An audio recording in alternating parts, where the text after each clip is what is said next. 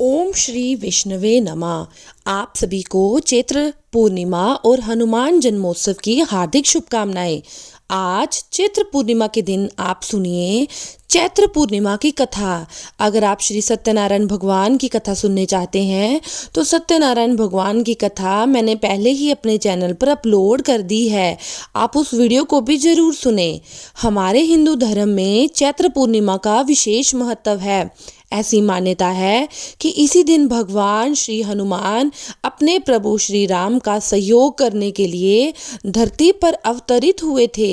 धार्मिक मान्यताओं के अनुसार अगर कोई व्यक्ति चैत्र मास की पूर्णिमा के दिन श्रद्धापूर्वक भगवान विष्णु और माता लक्ष्मी की पूजा करे तो उस व्यक्ति को हनुमान जी की विशेष कृपा प्राप्त होती है। अगर आज आप भी हनुमान जी को प्रसन्न करने के लिए चैत्र पूर्णिमा का व्रत रख रहे हैं तो आज के दिन इस कथा को आपको अवश्य सुनना चाहिए। पौराणिक कथा के अनुसार एक बार की बात है, किसी नगर में एक सेठ और सेठानी रहते थे। सेठानी प्रतिदिन श्री हरि भगवान विष्णु की पूरी श्रद्धा से पूजा अर्चना किया करती थी, लेकिन उसका पूजा करना उसके पति यानी सेठ को बिल्कुल पसंद नहीं था। इसी कारण सेठ ने एक दिन अपनी पत्नी को घर से निकाल दिया। घर से निकाले जाने के बाद सेठानी जंगल की तरफ निकल पड़ी। रास्ते में जाते समय सेठानी ने जंगल में 4 आदमी को देखा जो मिट्टी खोद रहे थे।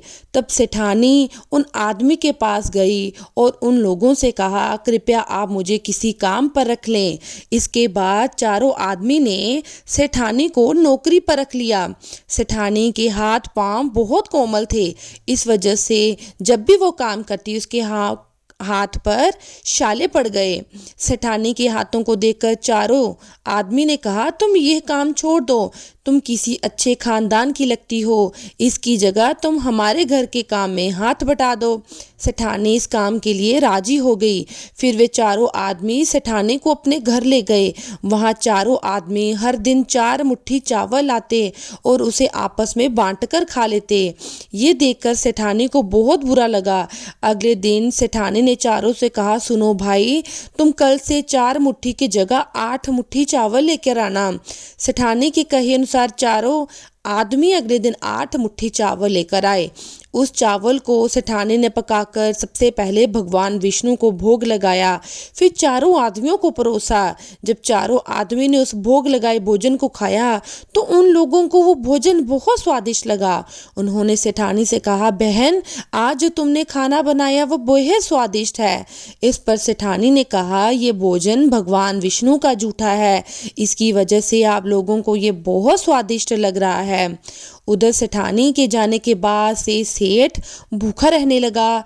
आसपास के लोग उसे देखकर ताने मारते। ये आदमी सिर्फ अपनी पत्नी की वजह से ही भोजन किया करता था। ऐसा बार बार सुनने के बाद सेठ एक दिन अपनी पत्नी की तलाश करते हुए जंगल की तरफ निकल पड़ा। रास्ते में सेठ को मिट्टी खोदते हुए वही 4 आदमी दिखाई दिए। उसे देखकर सेठ ने कहा, सुनो भाई, क्या तुम मुझे काम पर रख सकते हो? तब चारों आदमी ने उसे काम पर रख लिया, किंतु मिट्टी खोदने से सेठ के हाथों में भी छाले पड़ने लगे, यहाँ तक कि उसके बाल भी उड़ गए। ये देखकर चारों आदमी को सेठ पर दया आई और उसने कहा, सुनो भाई, तुम इस काम को छोड़ दो, तुम किसी अच्छे घर से लगते हो, तुम हमारे घर चलो, वहाँ कुछ काम है, हाथ बटा लेना। सेठ ने उन चारों की बात मान ली और उनके साथ उनके घर चला गया। जैसे ही सेठ उन चारों के घर पहुंचा तो सेठानी को उसने वहां देखा। वह सेठानी को पहचान गया, लेकिन सेठानी घूंघट में थी और सेठ के चेहरे को नहीं देख पाई। इस वजह से वह अपने पति को नहीं पहचान पाई। हर दिन की तरह इस दिन भी सेठानी ने भोजन बनाकर सबसे पहले भगवान विष्णु को भोग लगाया और सभी को खाना परोसने लगी। जैसे ही सेठानी सेठ को भोजन देने लगी तब स्वयं भगवान विष्णु ने सेठानी का हाथ पकड़ लिया और कहा, ये तुम क्या कर रही हो? ये सुनकर सेठानी ने कहा, मैं कुछ नहीं कर रही, मैं तो बस भोजन दे रही हूँ।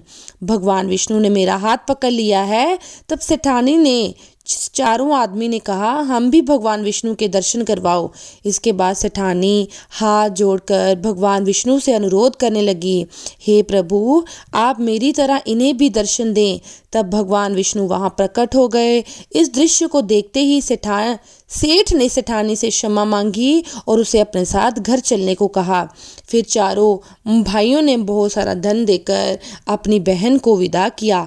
इस घटना के बाद सेठ भी भगवान विष्णु के भक्त बन गए और उनकी श्रद्धा पूर्वक पूजा करने लगे। ऐसा करने से सेठ सेठानी के घर फिर से धन की वर्षा होने लगी। मान्यता है कि चैत्र पूर्णिमा के दिन व्रत रखकर इस कथा को सुनने से भगवान विष्णु की कृपा से सभी के घर में धन के भंडार बढ़ते हैं, उनके सभी दुख दूर हो जाते हैं। इसलिए प्रेम से बोलिए भगवान विष्णु की जय।